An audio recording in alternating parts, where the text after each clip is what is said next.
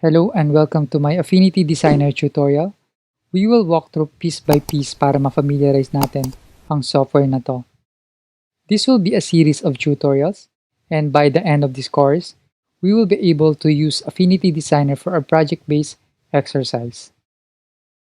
So let's start with interface overview. So right now, kung makikita nyo, we are currently on draw persona. This is the pixel persona and an export persona. And mamaya isa-isahin natin itong i-discuss.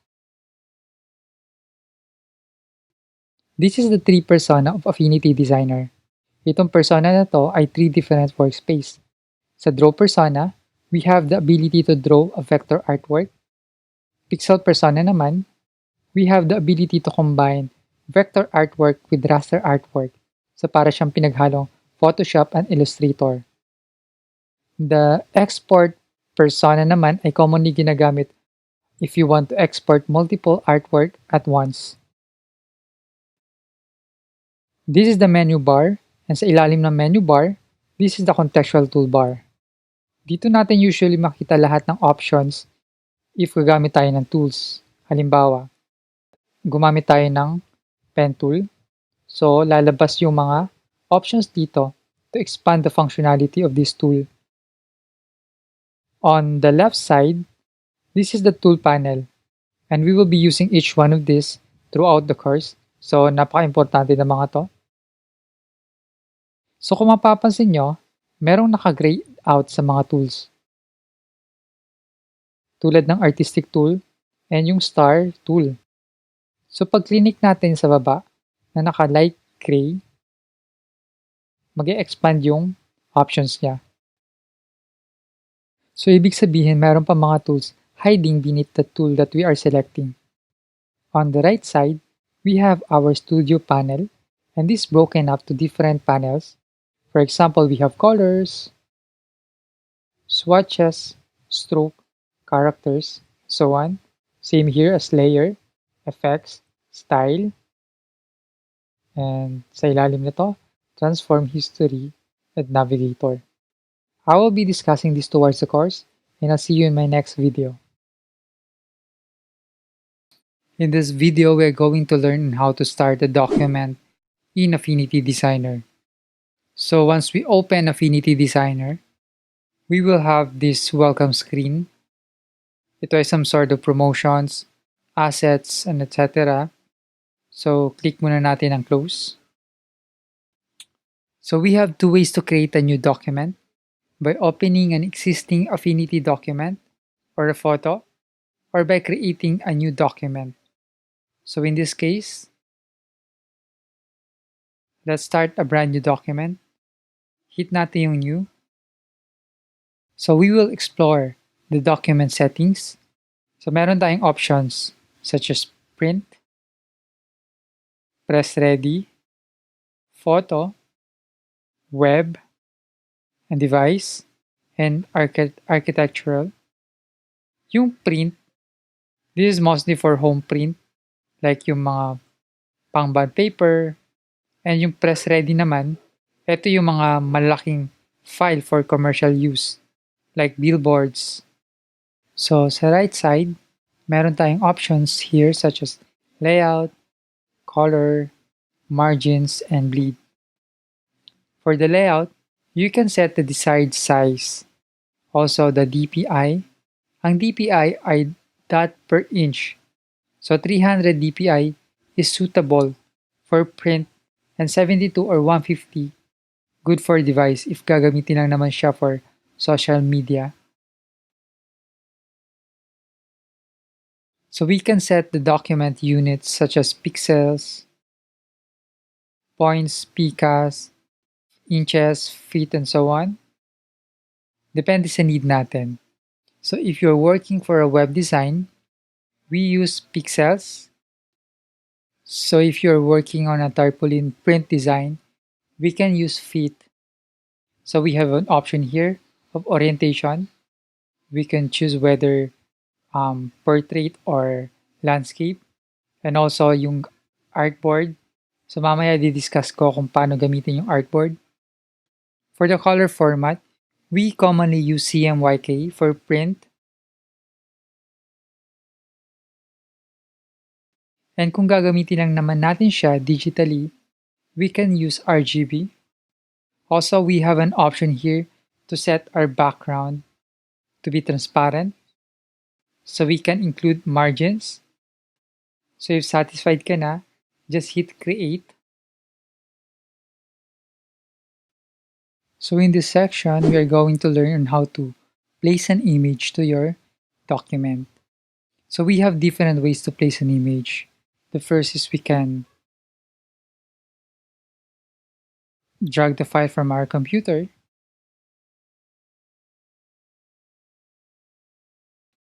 And another way to place an image is by clicking the Place Image tool. So here it is. And then locate natin ang image file to our computer documents.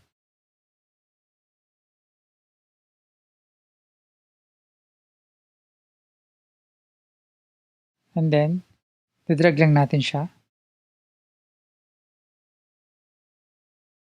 Then you have your image placed on your document. So in this section, we're going to navigate inside the document. So let's navigate inside the document. So makita nyo po below the description ng file and download nyo na lang po.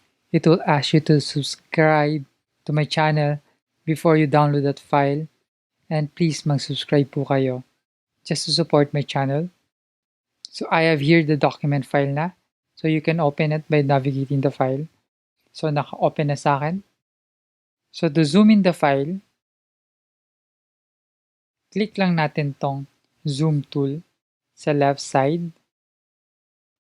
And all we need to do is to click and drag to the right to zoom in, and drag to the left to zoom out.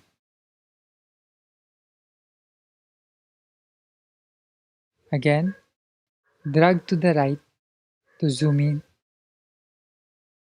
and drag to the left to zoom out. Pwede mo din gamitin ang zoom slider na to.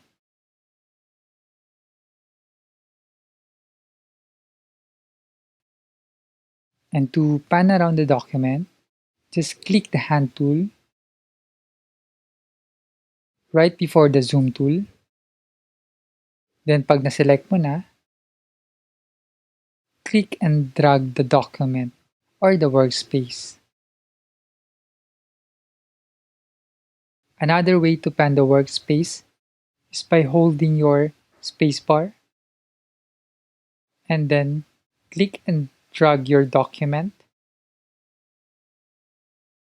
Okay.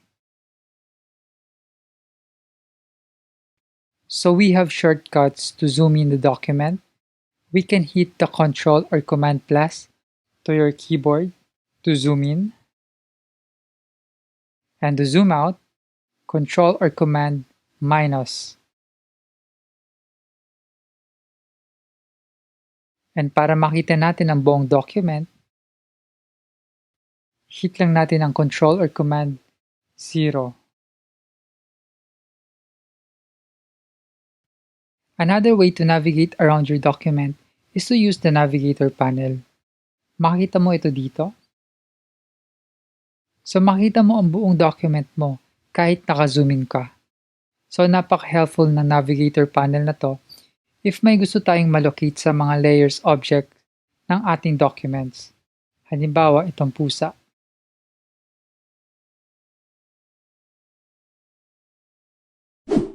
So to save a file, punta lang tayo dito sa File menu bar, File, and then Save or Save As.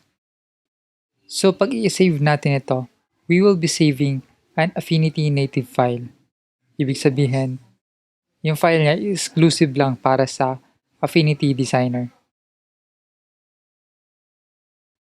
So for exporting the file, ibig sabihin yun na yung pinaka-finished product ng ginawa natin. So head over to your File menu bar and then locate the Export. So we have here some options. We have PNG, JPEG, GIF, TIF, yes, PSD. Pwede ka ding mag-export or mag-save as PSD file, PNG, SVG, EPS, and so on. So here's the size. You can scale it up. Let's say for example, dadoblehin natin the preset. So, okay. So, ito yung pinaka-importante, yung area, because we are going to export the whole document. And then once you're satisfied, click export to save the file into PNG.